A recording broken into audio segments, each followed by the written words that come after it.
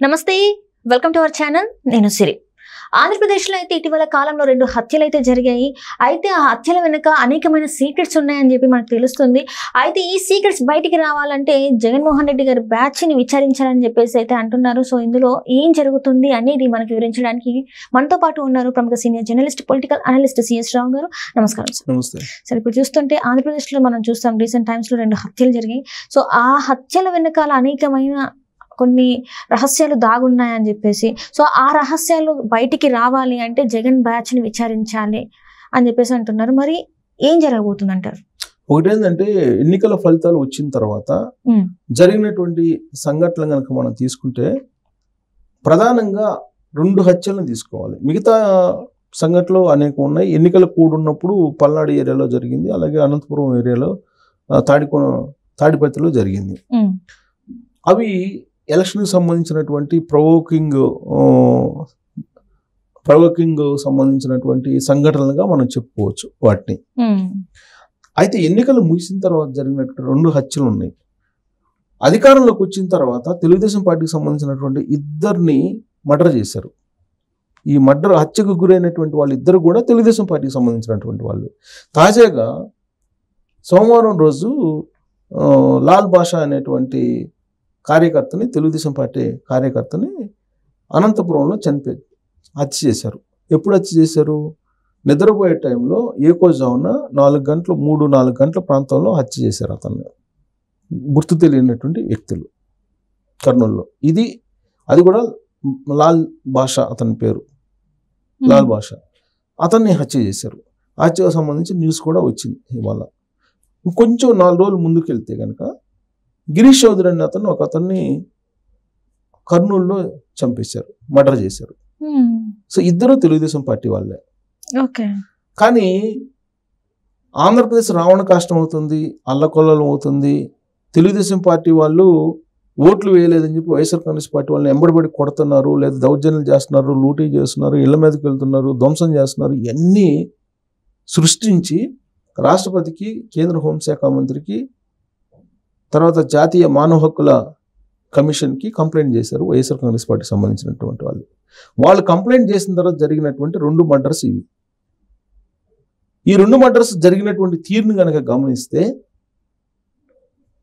Jaganmohan Reddy batch వ్యూహాత్మకంగా రాష్ట్రంలో మర్డర్లు చేయడానికి సన్నద్ధమయ్యింది అనేటువంటి అనుమానం పోలీసులకు కలుగుతుంది.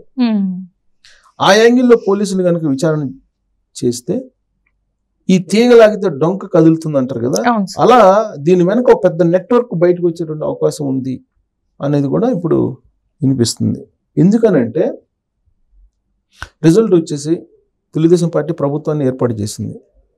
జనరల్గా ప్రాణ నష్టం ఇప్పటి వరకు వైఎస్ఆర్ కాంగ్రెస్ పార్టీకి జరగలేదు. 2 తెలుగుదేశం పార్టీ కార్యకర్తలనే పోగొట్టింది, హత్య చేశారు. 2 తెలుగుదేశం పార్టీ కార్యకర్తలే హత్యకు గురి కాబడ్డారు. అంటే దీని అసలు ఏం జరుగుతుంది రాష్ట్రంలో అనేది తెలుసుకునే ప్రయత్నం ఇప్పటికైనా తెలుగుదేశం పార్టీ ప్రభుత్వం చేయాలి. అంటే వారం రోజులు అయింది. చంద్రబాబు నాయుడు 12వ తారీఖున ఆయన ప్రమాణ స్వీకారం చేశారు, అంతే కదా.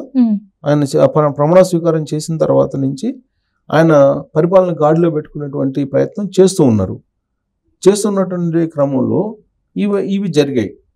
పైకి ఏం కనిపిస్తుంది సమాజానికి? అధికారం మారిపోయిన తర్వాత వైఎస్ఆర్ కాంగ్రెస్ పార్టీ వాళ్ళని వేధించి వెంటాడుతున్నారు అని చెప్పి కనిపిస్తుంది. కానీ జరుగుతుంది ఏంటి? మర్డర్లు తెలుగుదేశం పార్టీ వాళ్ళని చేస్తున్నారు. అంటే దీని వెనక ఏదో ఉంది, కాన్స్పిరసీ అనేది గమనించాలి కదా. దీని వెనక కాన్స్పిరసీ ఏముందని చెప్పి పోలీసులు భావిస్తున్నారని అంటే, అనుమానిస్తున్నారని అంటే, జగన్మోహన్ రెడ్డికి సంబంధించినటువంటి కొన్ని స్లీపర్ సెల్స్ ఉన్నాయి. అటు తెలంగాణలో అలాగే ఆంధ్రప్రదేశ్లో స్లీపర్ సెల్స్ ఉన్నాయి. జగన్మోహన్ రెడ్డి 2004 ఎలక్షన్ ముందు నుంచి ఒక ప్రైవేటు సైన్యాన్ని మెయింటైన్ చేస్తున్నారు అనేది పోలీసులు వద్ద ఉన్నటువంటి సమాచారం. 2004 ఎన్నికల ముందు నుంచి కూడా పోలీసుల వద్ద ఉన్నటువంటి సమాచారం ఆయన ప్రైవేట్ సైన్యాన్ని నిర్వహిస్తున్నారు అని. ఆ ఎన్నికల్లో 2004 ఎన్నికల్లో కొంతమంది నక్సలైట్లతో కలిసి ఆయన అనేక మంది నల్లమల ఫారెస్ట్ ఆనుకొని ఉన్నటువంటి నియోజకవర్గాల్లో అనేక మంది సర్పంచుల్ని, ఎంపీటీసీలని నాటు తుపాకులతోటి కాల్చి చంపించారు. కాల్చి చంపించి అది నక్సలైట్ల మీద వేశారు అనేది కూడా అప్పట్లో తెలుగుదేశం పార్టీ ఆరోపించింది. ఆ తర్వాత మావోయిస్టులతోటి సంబంధాలు బాగా ఉండేవి జగన్మోహన్ రెడ్డికి. తర్వాత గవర్నమెంట్ వచ్చిన తర్వాత మావోయిస్టులని చర్చలకు పిలిచి రాజశేఖర రెడ్డి హైదరాబాద్ కేంద్రంగా చేసుకున్న వాళ్ళతో చర్చలు జరిపినట్టే జరిపి వాళ్ళ నెట్వర్క్ మొత్తం ఆల్రెడీ జగన్మోహన్ రెడ్డికి తెలుసు కాబట్టి జగన్మోహన్ రెడ్డికి తెలిసినటువంటి నెట్వర్క్ ప్లస్ ప్రభుత్వం దగ్గర ఉన్న నెట్వర్క్ మొత్తం కలిపి వెరసి నక్సలైట్లని తర్వాత ఎన్కౌంటర్ చేసేసి కంప్లీట్గా నక్సలైట్లకు సంబంధించినటువంటి నాయకుల్ని చంపేశారు, రూపుమాపేశారు, అసలు హతం చేసేసారు వాళ్ళు. అసలు ఇప్పుడు నక్సలైజమే అసలు పెద్దగా లేదు, ఎక్కడ లేదు. నక్సలైట్లు అనేవాళ్ళు ఎక్కడ కనిపించట్లా.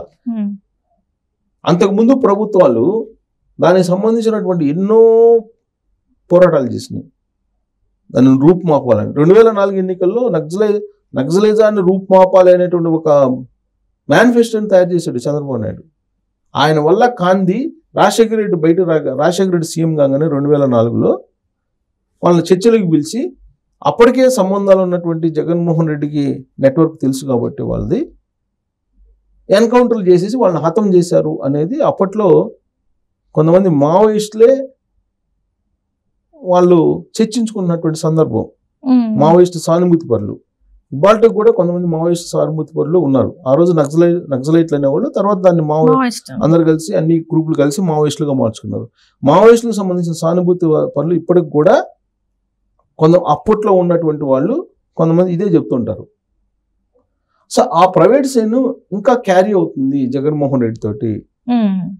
ఆ క్యారీ అవుతూ ఆయనకి ఓదార్పు యాత్ర చేసినప్పుడు, ఆ తర్వాత ఆయన 2014 నుంచి ప్రతిపక్ష నేతగా ఉన్నప్పుడు ఆ సైన్యం స్లీపర్ సెల్స్ అలాగే ప్రైవేట్ సైన్యం కంటిన్యూ అవుతూ వచ్చింది. 2019లో అధికారంలోకి వచ్చిన తర్వాత జగన్మోహన్ రెడ్డి కొన్ని వేల కోట్ల రూపాయలు ఆ ప్రైవేట్ సైన్యం సంపాదించుకునేలా ఈయన వాళ్ళకి వెసులుబాట్లు కల్పించారు. ఇప్పుడు ఆల్రెడీ వాళ్ళు ఇంకా బలపడ్డారు. ఆ ప్రైవేట్ సైన్యం బలపడింది.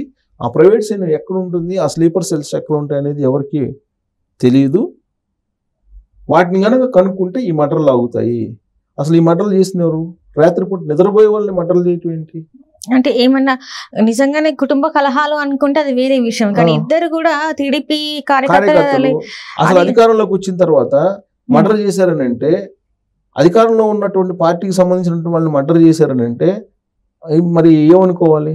ఆ స్లీపర్ సెల్స్ అనుకోవాలా, లేదంటే అది రాజకీయ కక్షలు అనుకోవాలి? రాజకీయ కక్షలు అంటే అధికారంలో ఉన్నటువంటి పార్టీకి సంబంధించినటువంటి వాళ్ళని చంపుతారు ఎవరన్నా? అంత ధైర్యం ఎవరైనా చేస్తారా? చెయ్యరు. ఇది ప్రైవేట్ సైన్యం పని అనేది పోలీసుల అనుమానం. ఇది ప్రైవేట్ సైన్యం పని, దీని అంతు చూడాలి అనేటువంటి యాంగిల్లో ఇప్పుడు పోలీసులు ఇన్వెస్టిగేషన్ చేస్తున్నారు. ఇది కనుక నిజంగా పోలీసులు కనుక ఇన్వెస్టిగేషన్ చేసి మొత్తం ఎండింగ్ వరకు కనుక దీన్ని పూర్తి స్థాయిలో విచారణ చేస్తే ఖచ్చితంగా ప్రైవేట్ సైన్యం ఏంటి, స్లీపర్ సెల్స్ ఏంటి, జగన్మోహన్ రెడ్డి ప్రైవేట్ సైన్యం ఎలా పనిచేస్తుంది, స్లీపర్ సెల్స్ ఎలా పనిచేస్తున్నాయి అనేది మొత్తం బయట పెట్టచ్చు. 2004 నుంచి ఇప్పటి వరకు, అది మొన్నటి ఎన్నికల వరకు కూడా వాళ్ళు ఏం చేశారు అనేది మొత్తం గంజాయికి సంబంధించినటువంటి బ్యాచ్ మొత్తం ప్రైవేట్ సైన్యంగా తయారైపోయింది. ఆ ప్రైవేట్ సైన్యమే గంజాయికి సంబంధించినటువంటి బ్యాచ్. ఆల్రెడీ ఇప్పుడు మనకి తెలంగాణలో డ్రగ్స్ పట్టుకున్నారు. డ్రగ్స్ పట్టుకున్నప్పుడు బయటపడిన వాళ్ళు ఎవరు? ఇద్దరు వైఎస్ఆర్ కాంగ్రెస్ పార్టీకి సంబంధించినటువంటి వాళ్ళే కదా, వాళ్ళ పిల్లలే కదా, వైఎస్ఆర్ కాంగ్రెస్ పార్టీకి సంబంధించినటువంటి పిల్లలే కదా ఇక్కడ దొరికింది. రేవంత్ రెడ్డి అధికారంలోకి వచ్చిన తర్వాత డ్రగ్స్కి సంబంధించినటువంటి వాళ్ళు దాడులు జరిగినప్పుడు వైఎస్ఆర్ కాంగ్రెస్ పార్టీ లీడర్లకు సంబంధించిన పిల్లలు ఇద్దరు దొరికారు. అంటే ఈ ప్రైవేట్ సైన్యం ఏం చేస్తుందంటే రెండు రాష్ట్రాల్లో తెలుగు రాష్ట్రాల్లో వాళ్ళు డ్రగ్స్ పంపిణీ చేయటం, గంజాయి అమ్మడం ఇవి చేస్తున్నాయి జగన్మోహన్ రెడ్డి ప్రైవేట్ సైన్యం. ఈ ప్రైవేట్ సైన్యం ఇప్పుడు ఏం చేస్తుందంటే తెలుగుదేశం పార్టీకి సంబంధించి యాక్టివ్గా పనిచేసినటువంటి వాళ్ళు, లాల్ బాషా అనే అతను ఏం చేశాడంటే మైనారిటీ ముస్లిం, అతను తెలుగుదేశం పార్టీకి ఓట్లు వేయించాడని చెప్పేసి అతను చంపేశారు. అంతకుమించి కారణం ఏం లేదు ప్రాథమికంగా తెలుస్తున్నటువంటి సమాచారం ప్రకారం.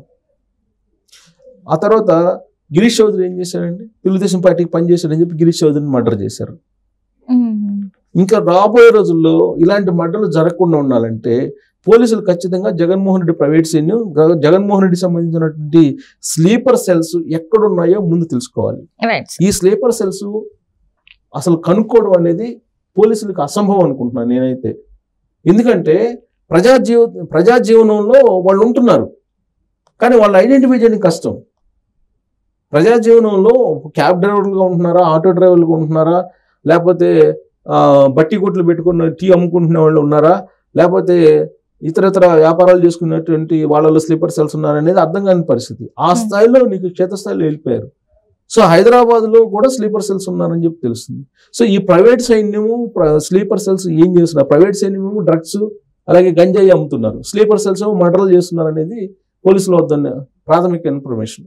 సో ఆ దిశగా వీళ్ళు కనుక మొత్తం ఎండింగ్ వరకు విచారణ చేస్తే భయంకరమైన నిజాలు బయటకు వస్తాయి అనేది ఇప్పుడు పోలీసు వర్గాల్లో వినిపిస్తుంది. బహుశా ఆ దిశగా చేస్తారా, చేసి నిజంగానే ప్రైవేట్ సైన్యం స్లీపర్ సెల్స్ని ఐడెంటిఫై చేస్తారంటే అంత ఈజీ అయితే కాదు. రైట్.